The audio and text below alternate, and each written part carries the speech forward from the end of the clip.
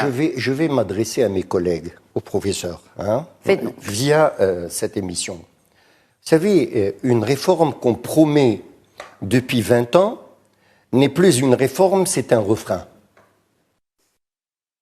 Voilà, c'est ça le... Alors, moi je dis à ces professeurs, ce sont mes collègues, ils méritent tout le bonheur du monde. Je leur dis, pourquoi il y a 20 ans ou 25 ans, vous n'avez pas fait ce que vous avez fait actuellement? Donc, les autres gouvernements étaient dans le refrain, là vous êtes dans la réforme, aussi petite soit-elle. Donc, tous les gouvernements passés n'ont pas eu cette audace, et là je ne défends personne, je ne connais personne dans ce gouvernement pour me dire que vous défendez ou vous ne défendez pas.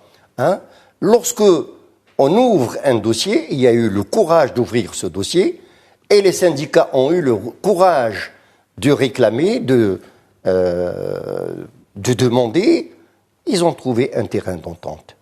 Maintenant, certains disent que les syndicats ne représentent rien. Bon, pour le moment, la mosaïque, elle est là. Il y a 5 syndicats les plus représentatifs, on a discuté avec eux, on a négocié. Certainement, il y a un relais, les syndicats constituent le relais avec les coordinations. Et par conséquent, on ne pouvait pas avoir un apaisement de cette manière. Il y a un silence aujourd'hui. Moi, ça ne m'intrigue pas. Je sais que les relais fonctionnent bien. Je sais qu'il y a des débats implicites, mais c'est un statut, à mon sens, historique par rapport à il y a 20 ans ou 25 ans. Il est historique dans le sens où tous les acteurs concernés par le système éducatif y ont participé.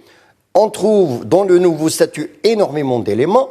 Il y a beaucoup d'insuffisances aussi, mais lorsque on est dans la négociation et dans la concertation, le juste milieu, c'est un accord, et c'est un accord, à mon sens, exceptionnel depuis 20 ou 25 ans.